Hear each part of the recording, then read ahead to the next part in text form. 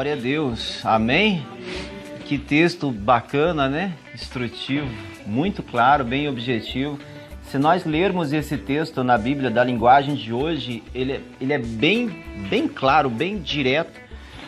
E é um ensinamento tão grande para nós quando nós pensamos nessas questões de riqueza, de dinheiro, de bens, patrimônio, e tentamos linkar essas questões a Deus. Fica tão claro aqui. Aliás, quando nós lemos um texto como esse, nós percebemos talvez a simplicidade que está contida nos ensinos bíblicos.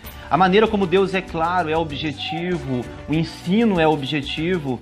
Nós é que costumamos criar toda uma situação que complica a nossa vida como um todo.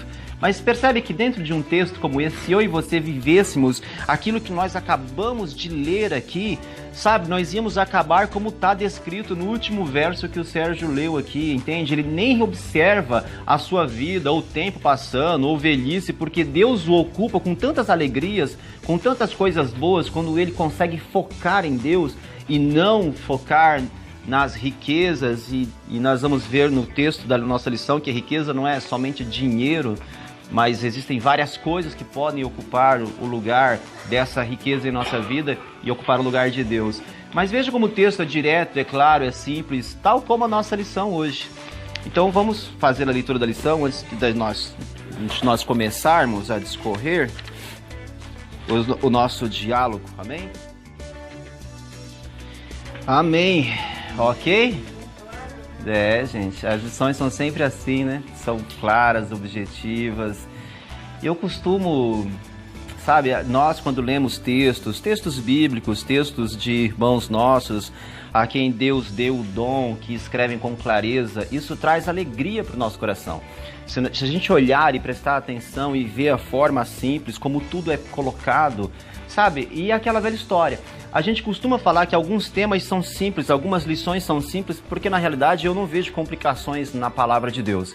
Nós é que somos complicados. Nós é que pegamos textos e ideias como essa e assim, pregamos com os lábios, falamos da boca para fora toda essa realidade. Mas na hora de nós vivermos, nós geramos uma confusão imensa. Nós não fazemos isso. Normalmente nós não fazemos isso.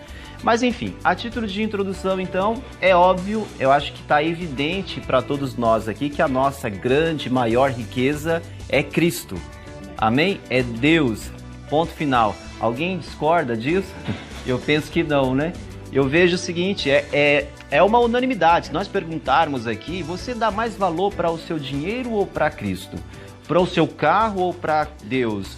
Para a sua casa ou para Deus? De bate pronto, a gente vai dizer, não, essas coisas não valem nada. Eu estou focado em Deus. O que importa para mim é Deus.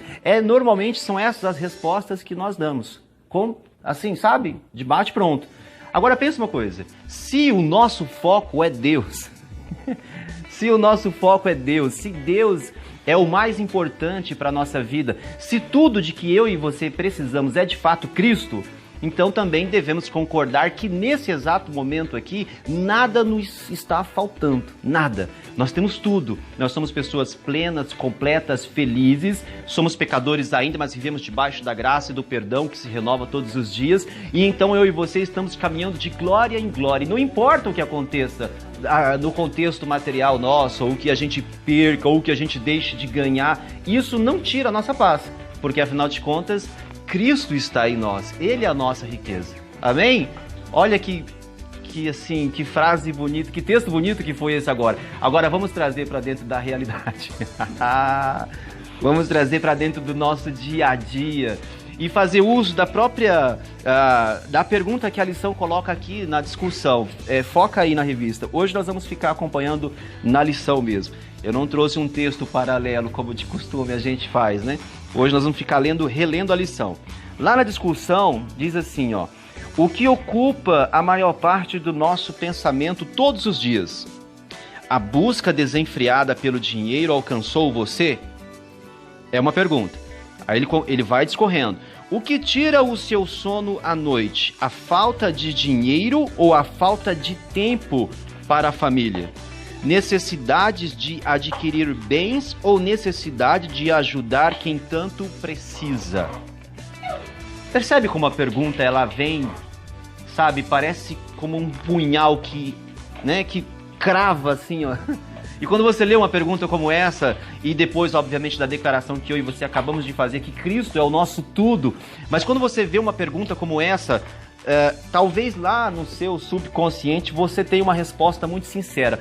Quantos de nós já perderam o sono à noite porque não tiveram tempo de sentar com os filhos naquele dia, para conversar, para brincar? Quantos de nós já perderam a noite por isso? Já perdeu sono por isso? Percebe? Aí, se alguém disser, pô, eu já fiz isso, eu vou dizer, glória a Deus, glória a Deus. Excelente. Agora, se eu perguntar, quantos que já perderam o sono porque tiveram um negócio em que levou prejuízo, tiveram alguma perda financeira, não conseguiram adquirir tal coisa, sabe? Foram roubados em alguma coisa, foram enganados, entende? Aí sim, eu tenho certeza que todos nós aqui levantaríamos a mão e diríamos, eu já perdi o sono demais. Pensa nos empresários cristãos, que nós temos muitos. Quantos deles não conseguem dormir por conta dos negócios e as transações como um todo? Percebe como que isso acaba que nos envolve? Empresários talvez tenham mais essa questão assim, mais pontuado, né? Mas gente, mesmo nós, entende? Eu sou assalariado, não sou empresário. Mas eu tenho uma conta de luz que não é pequena para pagar todo mês. Inclusive hoje chegou.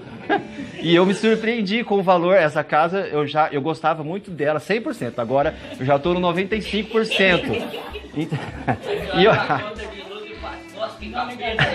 E gente, esse negócio não é de Deus, entende?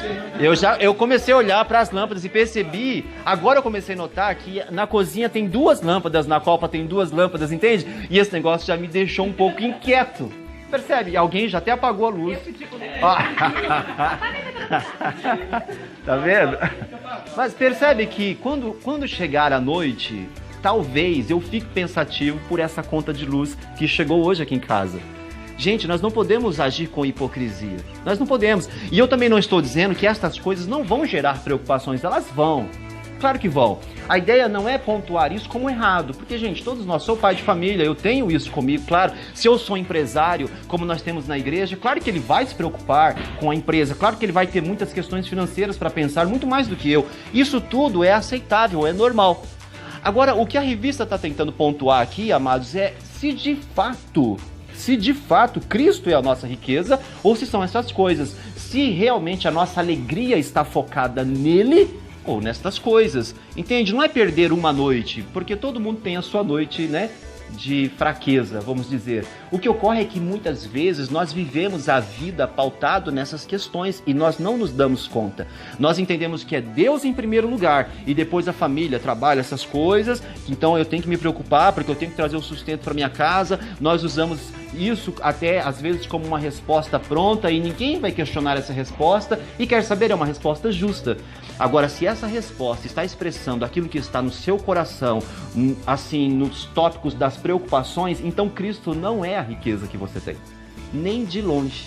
Na verdade, a riqueza que você tem é a sua riqueza mesmo. O carro da garagem, a casa, o salário do final do mês. Percebe? Então, uma pergunta como essa, às vezes, revela uma verdade muito grande. Quem já perdeu a noite porque não conseguiu estar com a família? Perdeu o sono.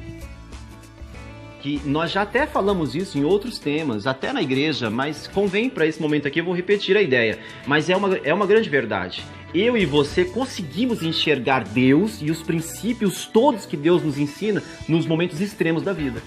Sabe, quando o negócio está totalmente perdido, quando você não vê mais esperança, aí você se lembra de Deus, você fala, puxa vida, você começa a olhar para os princípios, aí então você quer voltar, você quer fazer direito. É errado isso? Não, não é errado. Sabe por quê? Porque a tribulação, ela tem essa conotação de te dar esse despertar, entendeu? Volta, tem isso, eu concordo. Mas aí eu faço uma pergunta, por que não viver os dias observando aquilo que de fato tem valor? Por que deixar chegar o momento da dor, da morte, da tristeza para olhar para o valor das coisas? Por que não dar valor para nossa família agora, enquanto ela está aqui? Os filhos, a esposa. Por que olhar em volta e achar que tudo é tão repetitivo, tudo é tão cotidiano, sabe? Principalmente cônjuge, marido e mulher que olham um pro outro todos os dias, sabe? Parece que chega um ponto que aquele negócio se torna até desagradável. Por quê? Porque perde o valor. E se algum dia um dos cônjuges adoecer, dentro de um contexto de um casal normal, né? Porque tem alguns casais por aí que não se importaria tanto, mas não é o nosso caso, obviamente, somos cristãos. Pensa, se um adoecer, aí você fala, puxa, como eu amo o meu cônjuge, não é? Aí você lembra daquele amor. Por que não viver isso todos os dias? Por que nós temos que ser motivados pela dor, pelos extremos da vida para poder dar valor? Gente, nós temos uma riqueza hoje que é constante, que é diária, se chama Cristo. Ela é Cristo. Ela é em todo o tempo da nossa vida.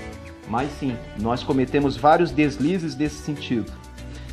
Vamos voltar. Lá na revista vai dizendo assim, ó, o objetivo, também tem uma frase aqui que é excelente. Vocês perceberam? Compreender que há pessoas tão pobres que só têm dinheiro. Pois é. Pois você vê, é verdade. Agora vamos trazer para a prática a frase. Quantas vezes não salta aos nossos olhos a ideia de ter muitos bens? Claro, gente, todo mundo quer. Isso é errado. Não é errado. A ideia hoje não é pontuar isso como errado, mas é tentar identificar aquilo que está no nosso coração. Entende? Eu, por exemplo, tenho muitos sonhos. Eu tento convencer a minha esposa de abrir um negócio na cidade já faz muito tempo. Por quê? Porque eu tenho pretensões financeiras, eu quero crescer o meu patrimônio, eu almejo por isso. Porque se eu tiver mais, eu vou poder desfrutar mais nessa vida enquanto estou aqui, talvez dar mais coisas aos meus filhos, passear para um lugar um pouco mais distante do que os lugares que eu costumo ir. Entende? Gente, tudo isso é normal, é plausível, isso é aceitável, isso é bom. O problema é que se eu não conseguir essas coisas, se eu não conseguir adquirir essas coisas, então a minha paz se foi, a minha alegria se foi, esse é o problema. Então qual que é a motivação que nós temos hoje para viver a vida? Ela se chama Cristo. E se ela estiver de fato em nós, então nós voltamos para a fala do início da célula. Não nos falta nada. Sabe como eu vejo aquele texto? Eu até anotei aqui, viu, Sérgio? Mateus 19, 16 ao 22, nós íamos falar dele. Mas como você já citou, qual que era a ideia de Cristo quando ele falou com aquele jovem? Ele falou, você tem que atentar para todos os mandamentos. Para todos os mandamentos, você tem que atentar. Isso. Aí, depois que Cristo enumerou para ele, assim, aquilo tudo que ele precisava fazer, ele respondeu para Cristo, falou, isso tudo eu já faço. Claro que Cristo já sabia, né? Aí Cristo vai e fala para ele o seguinte, fala, então agora você volta, pega tudo que você tem, vende e dá aos pobres, vem aqui e me segue. Aí alguém vai dizer, então Cristo não concorda com riqueza, a gente não pode ter bens, não pode ter patrimônio. Não é nada disso. Cristo exemplificou aqui aquilo que era o que estava barrando aquele jovem. O coração dele estava nas riquezas. Então Cristo quis dizer o seguinte, você tem que desprender disso, entende? Por isso o exemplo extremo, vai e vende tudo que tens. Porque Cristo falando assim para ele, faria com que ele identificasse o que estava parando ele. Quando ele se viu na condição de ter que vender tudo, ele achou difícil. E certamente ele percebeu, é isso que está me parando. Eu estou focado nessas coisas. Percebe? Cristo é excelente. Cristo não dava ensinamentos assim, ó. E é isso. Ele dava uma ideia e deixava as pessoas pensando. Falava por palavra. Exatamente. Aí antes dele chegar nos finalmente, ele nunca falou finalmente, assim, sabe, escancarado. Às vezes ele falava, mas normalmente ele usava de uma história e te levava para um contexto que as pessoas por si mesmas compreendiam. Gente, vocês percebem como a frase é forte? Sabe, há pessoas tão pobres que só têm dinheiro. Se a gente for ficar esmiuçando essa frase aqui, tem várias linhas aqui de pensamentos que nós podíamos tirar lições. Mas uma delas aqui, talvez a mais clara e mais objetiva, é que quanto mais você adquire ou quanto mais você foca nestas coisas que estão aqui, mais pobre você fica, mais miserável nós nos tornamos. É como Salomão escreveu no texto base que nós lemos. Sabe, você busca, você quer acrescentar, e não percebe que você está entrando dentro de uma miséria sem fim. Entende? Você adquire para o seu próprio dano, sabe? Porque quanto mais você tem, mais preocupações você tem. E aí faz uma menção de uma má aventura. O texto fala até nesse mesmo, usando essa palavra de uma má aventura, em que acontece um negócio, você leva um prejuízo e pronto. Aquilo te faz sofrer, aquilo te aprisiona. Você não deixa nada de herança para os filhos. O texto fala de tudo isso. Na verdade, a ideia aqui é pontuar que há uma miserabilidade sem tamanho para as pessoas que estão focadas apenas aqui nessa vida. Gente, isso não é um consolo para nós, sabe? Pra gente que não tem tantas coisas, que não tem casas, e, né, como alguns têm. Não é um consolo, é uma verdade que eu e você descobrimos. Existe uma riqueza que sobrepõe a tudo que está ao alcance dos nossos olhos aqui. Esse mundo inteiro perde valor perto da riqueza que está proposta a nós, ou que está preparada, da riqueza que é verdadeira. E tudo isso é lindo, tudo isso é maravilhoso, mas se nós não vivermos isso, não vai adiantar, percebe? Como que eu vivo isso no meu dia a dia? Olhando em volta e para o que eu tenho, dando glórias, graças a Deus e vivendo como se eu fosse talvez o dono da maior riqueza nessa terra, aos olhos humanos, porque na verdade nós somos, mas aos olhos daqueles que estão de fora, eles precisam ver isso em nós, essa satisfação, esse contentamento, não ver a gente oprimido porque deixou de ter algo, alguma coisa. Cristo é a riqueza. É essa a ideia, e a revista vai pontuando e vai tipificando dessa forma para nós. Nós colocamos dessa forma, nós buscamos coisas para encontrar felicidade. Perceba, é errado pedir para Deus? Não é errado pedir. Não é incorreto pedir nada para Deus. Mas nós temos que ter cuidado. Quando nós estamos conversando com Deus e colocando para Ele aquilo que nós precisamos, pensa, imagina Deus lá no céu e você aqui desesperado, chorando, angustiado, pedindo por um carro novo. Pensa no semblante de Deus lá no céu e você sofrendo com aquele negócio. Eu não sei, talvez uma viagem que você quer fazer e não fez, talvez uma casa que você precisa adquirir, tantas coisas, gente. Um emprego novo que você quer ter e não tem, um diploma que você almeja ter e não está conseguindo, tantas coisas. É errado pedir, chorar diante de Deus por aquilo que a gente deseja? Não é errado. Agora a gente precisa pontuar uma coisa, se Ele é o nosso tudo, o porquê da angústia, o porquê do sofrimento, o porquê do desespero, o porquê dessa falta, o porquê do vazio que muitas vezes existe dentro de nós. Vê como a gente às vezes é incoerente com a nossa própria pregação, porque nós falamos no começo que Cristo é o nosso tudo, não é? Ele é suficiente, amém? Amém? Amém. Pronto. Mas aí quando você parte para a prática, entende? Percebe? Como que a gente às vezes cai, mas então eu tô perdido. Não, gente, a ideia não é essa. Nós somos todos falhos, entende?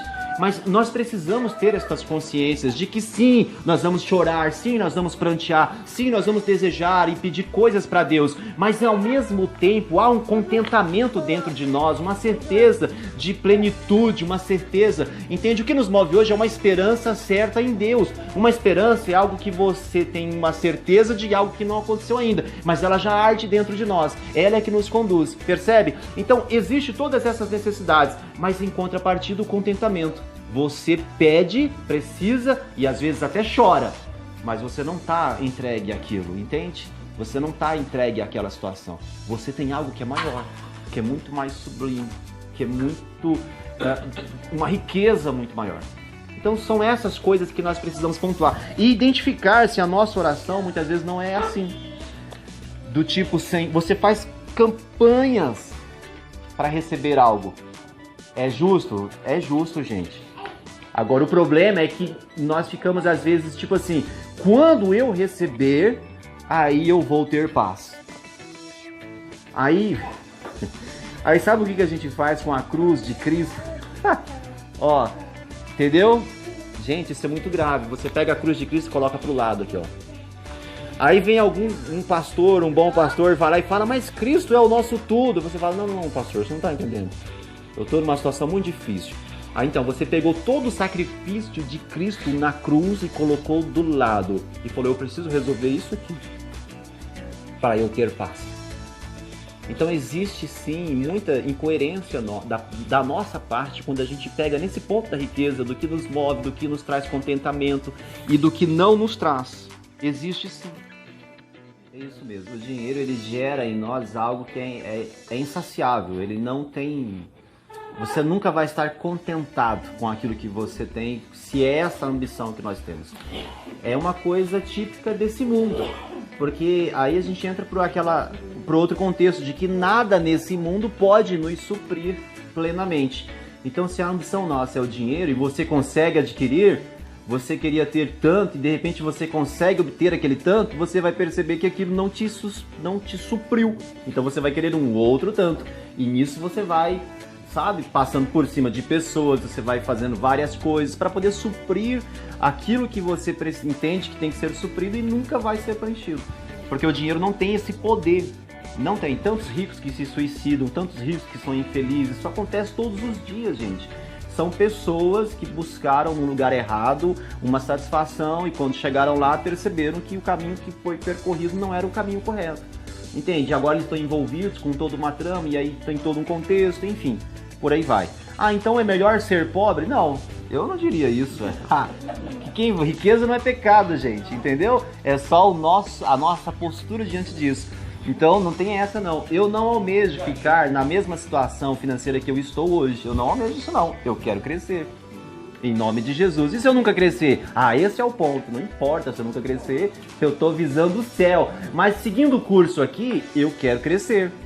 Eu tenho um carro e daí eu quero ter 2. Por que não? Eu tenho uma casa, não está aqui, está em São Paulo. E por que eu não posso ter uma aqui? Entende? Ah, você está sendo muito ambicioso e ganancioso. Eu falei, tô nada, gente. Ter bênçãos não é pecado. Riqueza não é pecado. Entende? Eu conheço pessoas ricas ou muito bem de vidas, sabe? E que são servos de Deus. Eu falo, pai, tá aí a junção perfeita. Por que não servir a Deus com um montão de dinheiro? Olha que bênção. Amém, gente. É exatamente isso mesmo. O princípio daquele que tem, aquele que recebeu muito da parte de Deus, ele vai, obviamente, ele vai sustentar dentro de si esse sentimento de ajudar, de auxiliar, de doar. Até porque aquele que tem Deus no seu coração, ele ama o próximo como a si mesmo. Então é um sentimento natural, é um amor que flui. É claro que tudo isso tem que ser pontuado, como em outras ocasiões já falamos aqui, até em outros temas, sobre, obviamente, a esperteza, a malignidade por parte das pessoas hoje em dia. Então tudo isso tem que ser analisado, porque você pode estar auxiliando alguém que está, na verdade, interessado, extorquindo você, né, de uma certa forma, enganando. Então, mas isso também não justifica a nossa indisposição em ajudar. A gente tem que procurar focar no lugar certo e praticar isso. Realmente, o que Deus colocou na nossa mão tem essa função, sim, daquilo que Deus nos colocou. E mesmo que eu e você tenhamos pouco, às vezes com pouco que temos a gente consegue ajudar pouco que seja alguém. Não é o valor, mas é o gesto que Deus vai pontuar.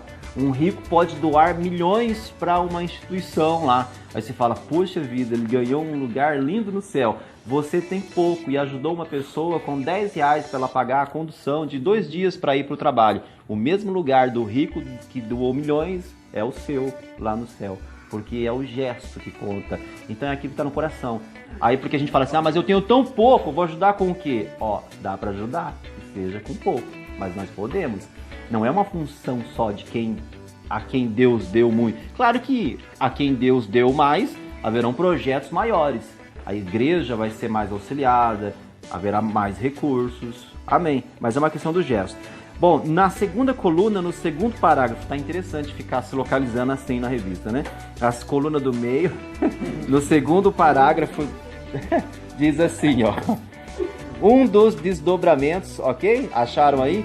Um dos desdobramentos perversos do amor ao dinheiro é que, inevitavelmente, haverá o enriquecimento de uns e o empobrecimento de outros, ok? Isso é uma verdade que acontece. Agora, o texto segue. Quem adquire riquezas nunca está satisfeito, quer sempre mais e fica cego para as necessidades do próximo. Amados, claro, nós já discorremos toda essa questão aqui, da necessidade do próximo e a obrigatoriedade que eu e você temos. Mas analisa algo talvez um pouco além, ou um pouco mais a fundo. Quando nós focamos na riqueza, pensa, Deus não é mais nossa prioridade. Ele não é o nosso tudo e não é a nossa base. E aí você vê a frase dizendo o seguinte, você agora fica cego com relação às necessidades do próximo. Se a gente for analisar bem, dá para ir muito mais além disso. Você vai ficar cego com relação às necessidades do próximo, você vai ficar cego com relação a princípios que tem bíblicos para você viver, você vai ficar cego com relação aos seus compromissos com Deus, ao que você tem que viver e exercer na sua vida com Deus, você vai ficar cego para o exemplo de luz que você deveria dar para as pessoas e você não vai dar. Percebe que se Deus deixa de ser a prioridade, tudo vai sucumbir. Não é só uma necessidade financeira, você não vai olhar para o seu próximo com amor. E se você não olhar para o seu próximo com amor, pronto, você feriu o grande e maior mandamento, ou o segundo grande e maior mandamento.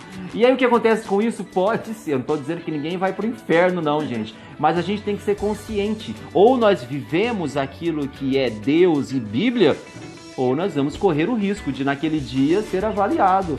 Vamos ver se na peneirinha nós vamos ficar. Entendeu? Gente, nós temos que ser francos. Então, se o nosso foco, às vezes, se a gente não tem conseguido atentar para todos os princípios, exercer o amor, sentir compaixão pelas pessoas, mas eu não sou assim, não é questão de ser assim, o Espírito Santo é assim, e é Ele quem está em nós agora. Entende? A gente costuma dizer o seguinte, não importa o caráter, não importa a sua criação, não importa como você, sabe, não importa nada disso, você se converteu, acabou, zerou ali, morreu com todos os traumas, os passados, entende? O teu pai que foi rude com você, a tua mãe que te batia, entendeu? Acabou. O trauma que você sofreu numa situação tal, acabou. E o que tem agora? Agora você vive através de Cristo e o Espírito Santo é um só em todos nós. Entende? Como que não tem muito assim, desculpas. Aí seguindo no texto, diz lá, ó, é um caminho infeliz que só tem fim quando a saúde se vai, a família se desmonta, as forças se acabam e já não há mais tempo para recuperar nada. Percebe o resultado disso? Para onde vai findar? Deus não é o foco? A riqueza não é Ele? O foco está errado? É isso que aguarda a nossa vida, entende? Aí você vê um monte de família cristã que vai para a igreja quase que todos os dias, frequenta 10, 15, 20 anos e a família está destroçada. Por quê, gente? Porque talvez Deus nunca foi o foco, a maior riqueza daquela família, entende? São outras coisas. E quando são outras coisas, seja dinheiro ou qualquer outra coisa que possa estar ocupando o lugar de Deus, que possa ser a nossa riqueza, vai sucumbir, entende? Se nós estamos na igreja servindo, estamos lá frequentando, mas se na nossa vida íntima, no nosso coração, Deus não reina, amados, nós somos tão vulneráveis como qualquer família que não tem Deus caminhando sobre a terra. O diabo toca neles e toca em nós, do mesmo jeito. Não tem essa, sabe por quê? Deus não vai falar assim, você está me servindo só um pouquinho, então eu vou te dar só um pouquinho de bênção. Você está me servindo só um pouco, então eu vou enviar só um braço do Espírito Santo para poder caminhar com você. Não vai ser ele todo, não. Não existe essas coisas, meu. Não existe. Então a gente tem que identificar isso em nós. As coisas não estão dando certo, tudo bem, pode ser um propósito de Deus, é um período que você está vivendo. Amém. Tudo isso pode ser. Agora eu vejo propósitos de Deus na vida de algumas famílias que estão durando 10 anos. Eu falo, gente, que propósito, que baita, 20 anos, entendeu?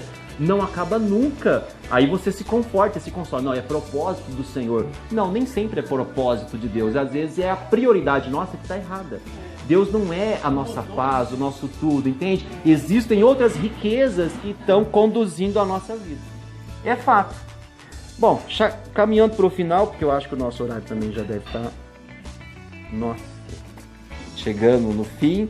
Diz o seguinte, ó, um exemplo bacana que eu tinha anotado aqui, porque é algo que eu falo muito. Eu vejo muitas pessoas ricas, sabe? E conheço algumas. E quando eu olho para a vida daquela pessoa, eu falo, puxa vida, que dó. A pessoa tem tanto dinheiro, sabe? Não é... Tem exceções, claro. Mas talvez você conheça alguns. A pessoa tem tanto dinheiro, ela não tem tempo para viajar, para passear, para aproveitar. Percebe que ela só fica enfiada dentro da empresa? Exatamente. Sabe, não tem, não, você conhece, gente, assim, eu conheço também, sabe, a pessoa não desfruta, percebe quem é o Deus dessa pessoa, e a gente tá falando aqui de cristãos, viu, quem é o Deus dessa pessoa, é Cristo? Gente, sabe, é difícil, aí a gente tem que identificar isso em nós, sabe, a gente tá pontuando sempre questão de dinheiro, porque fala riqueza assimila dinheiro, mas pode ser, gente, que há outras coisas, entende? filhos tomam o lugar de Deus na nossa vida. Percebe que se a gente for mais a fundo, nós não temos tempo não, mas se for mais a fundo, nós vamos pegar muita coisa e vai puxar o tapete de muita gente. Filhos, por exemplo, são riquezas para alguns pais, acima de Deus. Percebe? Meus filhos são segundo lugar. Aliás, para ser bem sincero nessa escala de valor, terceiro é Deus nessa escala que a gente está colocando. É minha esposa que eu devo amar sob os meus filhos, para que os meus filhos tomem isso como exemplo e depois eles. Percebe? Agora, tem família, gente, que o filho é tudo. Às vezes acontece uma tragédia terrível e o filho morre. Acabou a vida da pessoa. Pastor, você não sabe o que você está dizendo, você está falando com incoerência. Não, eu estou falando no contexto bíblico. Que Deus me livre um dia de ter que provar isso na prática. Que Deus me livre disso. Mas é fato, entende? Filho, eu falo filho porque talvez seja o vínculo familiar mais extremo. Gente, Deus tem que estar acima disso. A nossa riqueza é Ele. Sim, são herança do Senhor, eu sei. Tem todos os contextos, entenda bem, dentro do que nós estamos falando aqui. A riqueza é Cristo, é indiscutível, é Cristo. Então veja, essa questão, sabe? Ou você viaja, ou você compra um carro novo, ou você viaja, ou você faz um projeto, uma reforma na casa. Entende que normalmente nós preferimos comprar o carro ou fazer a reforma. A viagem normalmente é vista como algo assim meio... Não, isso é supérfluo. Não, isso aí não pode fazer outra hora. O duro é que essa outra hora nunca chega. Conclusão. É inútil empenhar numa busca que não tem fim, como é a busca pelo dinheiro. Ela anula o verdadeiro sentido e os melhores momentos da vida. Percebe? É o que nós estamos falando. Anula o verdadeiro sentido e os melhores momentos da vida. É isso que acontece, gente, quando nós buscamos de um modo errado. Aí, seguindo na conclusão, diz lá, o dinheiro é uma bênção quando usado segundo a vontade de Deus, para desfrutar de momentos agradáveis em família e também para socorrer os necessitados. É tudo que nós falamos, é só para pontuar aqui de modo oficial.